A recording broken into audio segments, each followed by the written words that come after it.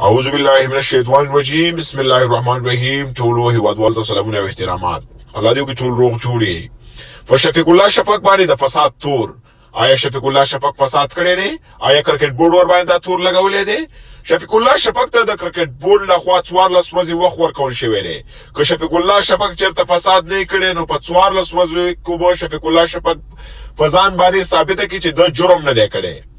که شفیق الله شفق چیرته په ځان باندې ثابت نه کړل نو د آی سی سی دغه او د افغانستان د کرکټ بورډ دغه په د باندې په بندیز ولګيږي چې نه به کورنۍ کرکټ کولای شي او نه بهرنۍ. نو الله پاک دې هغه وکړي چې زمونږ د ټولو افغانانو ورکه خیری.